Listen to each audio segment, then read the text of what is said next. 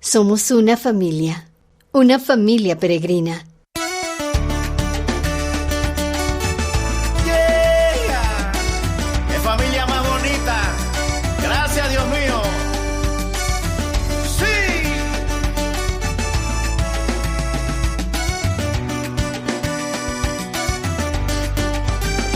Una familia peregrina con una misión, compañera de caminos, de alegrías y dolor, gritando a pecho la esperanza de la nueva conversión. Una mano extendida es tu iglesia. Yeah. Hola familia peregrina, soy Rubén Ortiz del Compañerismo Bautista Cooperativo. El gobierno de los Estados Unidos ha tomado varias medidas en su sistema migratorio con el fin de evitar el progresivo contagio de sus residentes con el coronavirus. Las noticias de estas modificaciones al sistema migratorio se suman a la incertidumbre que ya de por sí sufren la mayoría de los inmigrantes en proceso en los Estados Unidos. En este especial de Familia Peregrina conversamos con Elket Rodríguez, quien es abogado y recientemente ha sido nombrado como especialista del Compañerismo Bautista Cooperativo en Inmigración y Refugiados. Escuchemos.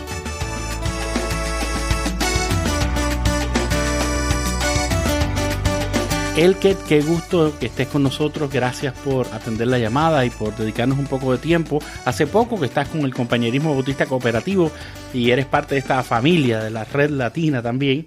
Hemos tenido el gusto de conversar en varias oportunidades y por algunas horas ya acerca de todo el trabajo que tienes por delante. Estamos muy contentos en darte la bienvenida a nuestra gran familia de fe, pero además sabemos que tienes un lindo trabajo en todo lo que tiene que ver con abogacía, con defensoría y a la misma vez con trabajo de iglesia. Tú eres una persona también de iglesia. Es lindo decir que un profesional como tú, que tiene sus estudios también en leyes, también tienes un corazón para aquellos que tienen menos. Gracias y bienvenido a Familia Peregrina. No, para nada. Creo que te equivocas. Las gracias es para mí, para la comunidad latina y las personas que te escuchan. Para mí es un honor, un privilegio. Y ahí lo recibo con mucha humildad el hecho de que una persona como tú, que tienes una trayectoria grande sirviéndole al Señor, más que hablando del Señor, actuando. Qué bien, tú estás radicado en el estado de Texas, pero estás atendiendo políticas que tienen que ver con todo el país, en lo que se llama básicamente lo federal también. Ya sabemos que nuestras familias de por sí están preocupadas en este momento por el empleo, por la salud, por los otros familiares, por la seguridad, incluso también el sostenimiento a largo plazo de las casas, los núcleos familiares. ¿Cómo entonces agregar una carga más para una persona que, por ejemplo, ya tenía un proceso que había comenzado para legalizar o de alguna manera arreglar sus circunstancias actuales legales en el país?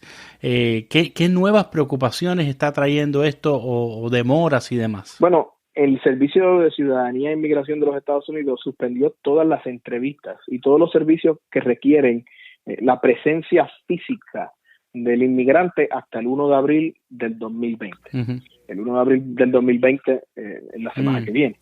Y en ese sentido, pues hay un reclamo de que, primero de que se extienda, es hasta el miércoles próximo.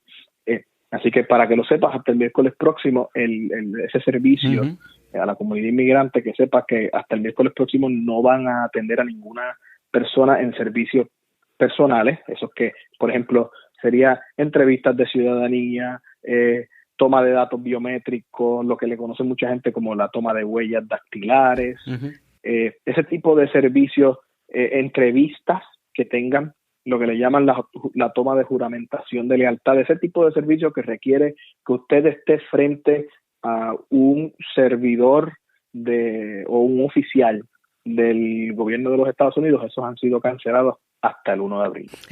Déjame tratar de entender esto un poquito. Y si yo tenía, por ejemplo, una fecha límite para someter mis documentos, ¿eso significa que eso también se paralizó? ¿O cómo corre eso cuando hay fechas, deadlines que se llaman, que me han dado para someter un cierto tipo de documento? La contestación es no. Quería dejar claro que el hecho de que no te tengas que presentar físicamente no necesariamente significa que el USCIS o el Servicio de Ciudadanía e Inmigración de los Estados Unidos está cerrado por completo. Sí está cerrado en términos físicos. La oficina está físicamente cerrada, pero la gente y los oficiales están trabajando desde su casa. Por lo tanto, tienes que cumplir todavía con los términos, entiéndase desde el 18 de marzo, que fue que se comenzó a implementar la política de cerrar el USCIS, hasta el 1 de abril.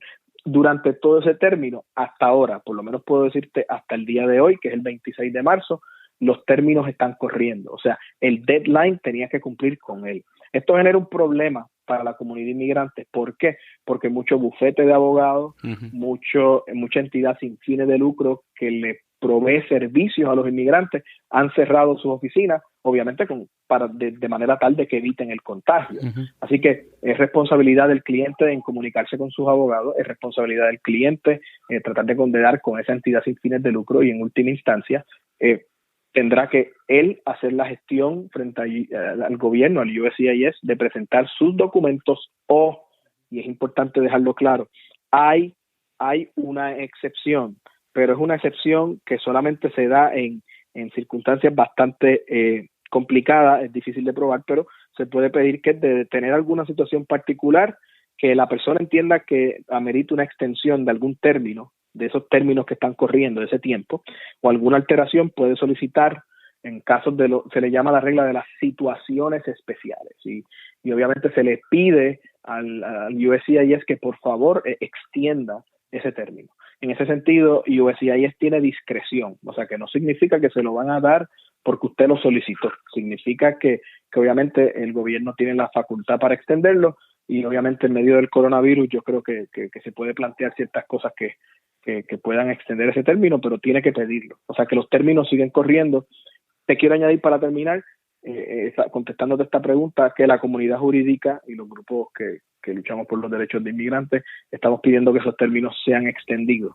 La razón es bien sencilla, la gente no tiene a la mano las facultades para hacer sus propias solicitudes, y aun cuando las oficinas estén abiertas, yo no creo que nadie en este momento tenga en mente el tener que cumplir con aplicaciones o solicitudes del gobierno de los Estados Unidos en materia de inmigración. Lo que tienen en mente es de qué manera yo me puedo proteger a mí y mi familia, ¿no? Para aquellas familias que tienen de pronto una persona que está detenida en algún centro de los tantos centros de detención que hay, ¿cuál sería el caso? ¿Eso adentro sigue corriendo igual con sus citas? ¿Cómo se tiene alguna información sobre eso? Sí, actualmente los casos de detenidos, de casos de personas que están detenidas, el tribunal está atendiendo esos casos de manera normal. No hay, para las personas que están detenidas, los casos se están viendo. Así que no se han paralizado ni nada. Obviamente, nuevamente, hay que tomar algo en consideración, y hay unas realidades que los jueces de los Estados Unidos están conscientes, ¿no? Como le explico, ellos también están, como diríamos en Puerto Rico, en el mismo barco, ¿no? Así que algunos lo que hacen es que reseñan los casos, otros están viéndolos, todo va a depender. Pero en ese caso de las personas que están detenidas hay que tener un poco de cuidado, porque eso que acabo de decir de que se están viendo es un panorama general, ¿ok? Hay unas cortes que sí han cerrado. Por ejemplo, yo sé de que la corte de Aurora en Colorado, la de Baltimore en Maryland, están cerradas, la de La Salle está cerrada, Louisville, Kentucky está cerrada, pero hay otras que continúan atendiendo los casos. En su mayoría están atendiendo los casos de las personas que están detenidas, y también están atendiendo la mayoría la presentación de los documentos. Para más información en torno a qué corte está viendo casos de detenidos y cuáles no, yo les recomiendo que vayan a la página de justice.gov, de justicia.gov, justice.gov, vaya a esa página y lo primero que le va a aparecer, la información está en inglés, va a decir la forma en que están operando los tribunales de inmigración durante el coronavirus. Usted le va a dar ahí y va a aparecer la corte y el estatus operacional, pero en su mayoría, como habíamos dicho, están casi todas atendiendo los casos de los detenidos. Hay unas siglas que se han hecho muy, muy famosas en este tiempo, que son las MPP, que básicamente hablan acerca del protocolo de protección al migrante, y son aquellas personas que se encuentran en ese limbo entre estar esperando en una carpa o en un centro de refugio en México y tener que ir a una segunda, tercera cita, dependiendo de cuántas les han pedido, aquellos que están justamente en la frontera. ¿Cómo está el panorama en ese caso? Las personas que están sujetas al protocolo de protección del migrante, que lo menos que hace es proteger al migrante, curiosamente, es de esa frase que luce más de venta al público. Y de protocolo también tiene muy poco, ¿verdad? Porque cambia. Totalmente, es de esas palabras que son en inglés le llaman un oximorón, aquí le diríamos que son irónicas, ¿no? Ajá. Son más morón que oxi. Ajá, exacto, sí, básicamente. Ese programa se ha vuelto bien famoso en los Estados Unidos. Para el que no conozca qué es el MPP, rapidito, se le conocen en los Estados Unidos como la política de Remain in México o Mantente en México o Quédate en México en español, porque básicamente lo que hace es que toma al inmigrante, a todo el que viene, cualquier persona que entra por algún puerto del gobierno de los Estados Unidos y se presenta delante de un oficial de inmigración, la toma, la procesa, lo que le llamamos la procesar es que obviamente lo lleva, lo detiene, le da los documentos necesarios, le hace las preguntas necesarias y lo devuelve nuevamente a México. Esa es la política del MPP, que ha creado una crisis humanitaria. Literalmente es humanitaria. Yo estoy yendo allí diariamente. Es una tierra de nadie. Estas personas están viviendo a la intemperie, dependen de la ayuda que le da las personas en los Estados Unidos y las ayudas internacionales, no tienen dónde quedarse, están a merced de los cárteles de droga en México.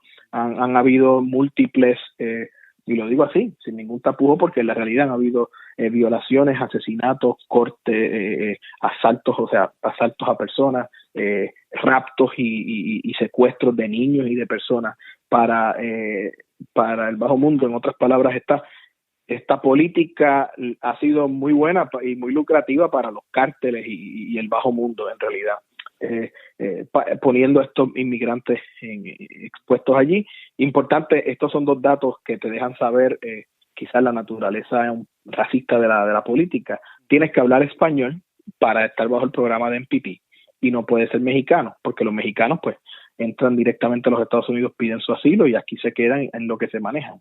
Pero todo guatemalteco, nicaragüense, tú puedes hablar todo. Y si hablas español, y recientemente se añadió para añadir a brasileño, perfecto. Nosotros te tomamos y te devolvemos allí. Así que lo que tenemos, por lo menos en la de Matamoros que he ido, conozco información de otras personas que trabajan en diversas fronteras, como la de Tijuana, la de Juárez, que sería El Paso y el San Diego eventualmente.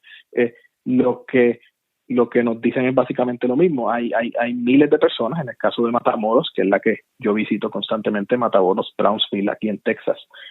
Tenemos alrededor de 9,000, 10,000 personas y se dividen por nacionalidades. O sea, ya son tantas que se dividen por nacionalidades. En un lugar están los cubanos, en otro lugar están los venezolanos. Es un mini país, pero totalmente desprovisto de todo tipo de servicios. Comparten el agua, comparten los baños, así que el coronavirus cuando llega allí va a ser un daño masivo en todas las personas.